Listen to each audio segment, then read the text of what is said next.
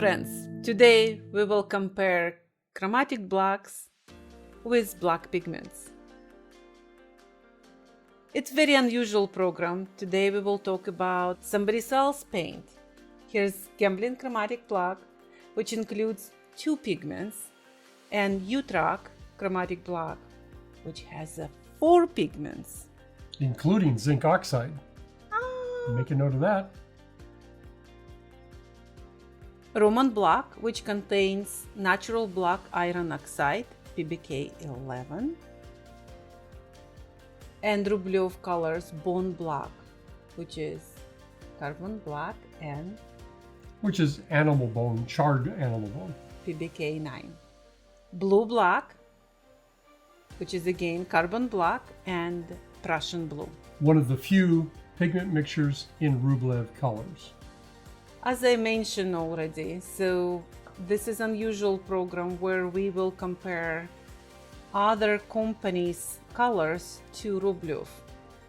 In this case, Gamblin Chromatic Black, and we will mix only with titanium white. In this case, we will not touch lead white this time because this program, big as it is or long as it is, look how from the beginning it's going, looks like bluish, yes, but once we will compare Utrecht Chromatic Black, look how this one is blue and it's going reddish, where compare 2 of them together, Utrecht now looking red and Gamblin looking green.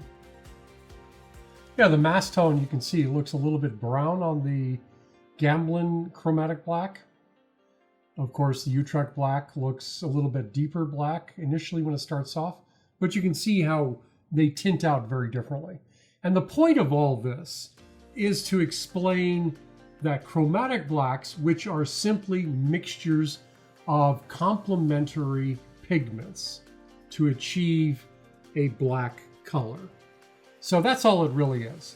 Whereas bone black, natural iron blacks, and other blacks that are single pigments achieve total light absorption, but they still have a bias, a color bias.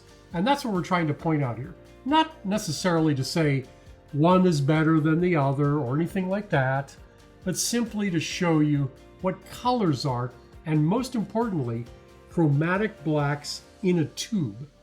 We had a lot of requests for this specific program because people talk about chromatic blacks and they're talking about as convenient colors. It's good and bad, and let's talk today about good and bad things.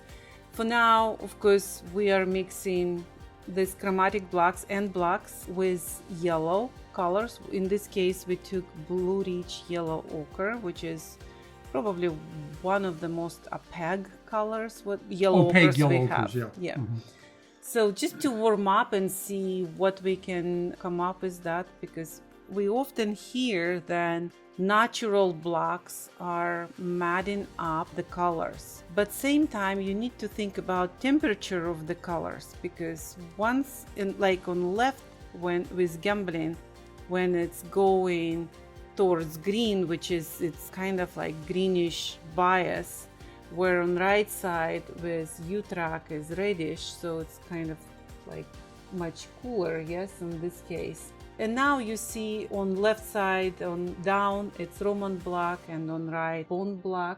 Do we see the difference? Well, we can see a little bit of difference here between all of them. Question is whether a convenience mixture makes any more sense than just simply mixing it yourself or using a black pigment. That's the choice that artists have to make. In this case, we wanted to show you transparency of chromatic blacks, but instead of just adding in oil, which we will show you with Oleogel, but in this case we took Velasquez Medium again to see how it's going transparent. So we see Velasquez Medium is a paste medium, but it essentially is transparent in oil paint. and it's a great additive for making transparency, like in glazes, but even more important, in impastos. Actually, you can make a transparent impasto. Think of that. It's very interesting. If you will see on left side on Gamblin, it's looking much warmer. In fact, the black looks like almost brownish, where with Utrecht, you can see it going to that red, yes, cold. First three mixtures are so darkened with Velasquez medium, and then it's going towards, again, pinkish or violet. Kind of a reddish, yes, violet, yes, reddish color. Yeah. And we'll explain why that is, because, well, we don't have to explain why it is. We can see from the pigment content of those colors. And here you can see how the Roman black is kind of a more warm black, and then the bone black is a cooler black. So even with black pigments, you do have a color bias or a color temperature bias in them. So it doesn't mean that just plain black pigments don't have these kinds of biases that chromatic blacks have. They do. I want to remind you that Roman black and Rublev colors are probably most neutral one, and you can see here it is visible.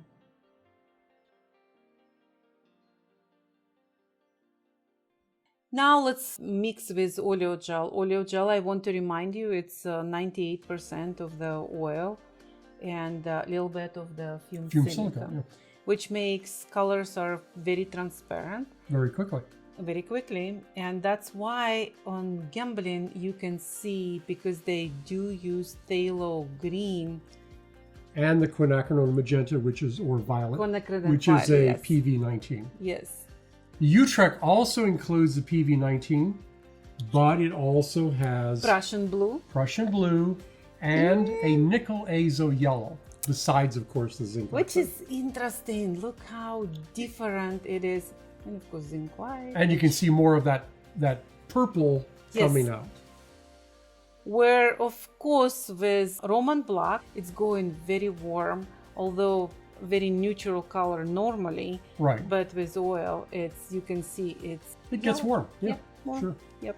The bone black tends to be a little bit cooler, yes, as it goes transparent. And all of these are modulated in different ways. And you can see the comparison here. It's quite amazing to see these, and these are just with oil. Since Roman black has the biggest particle, so then it's very transparent. Bone black, of course, much finer. Since we noticed then both Utrecht and Gamblin are giving some coolness or perhaps some red shade. Yes. We decided to compare it with our blue black. Rublev blue black, which is a historical mixture from the 19th century. We have only 5 colors which are having two historical mixtures, and they have only 2 pigments, not like many other colors from other lines. Yeah. Yes. In this case, of course, we are mixing again Utrecht Chromatic Black with titanium. And you can see how... Again, it tends to go towards that purple, reddish shade, yes, which is, of course, the quinacridone violet PV19.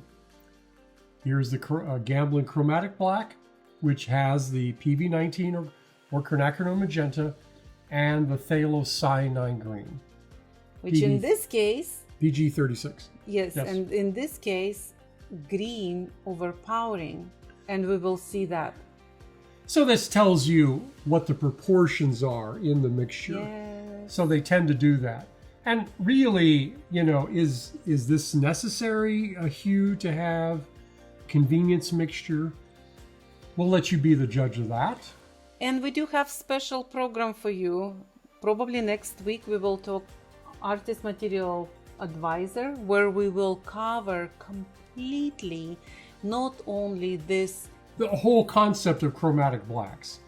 See, there's one thing to buy a chromatic black paint, which you don't know where it will bring you. But there's another thing where you can mix your own. And that, of course, what has been done throughout history, where artists have mixed chromatic blacks throughout history. And we're going to talk about that. And we're going to show you details, the light wave response of chromatic blacks. An exciting show on Artist Materials Advisor. Please stay tuned. And see it on YouTube. And you can see here how the Prussian blue tends to dominate the mixture as we get more white in it, especially with a very bluish white like titanium.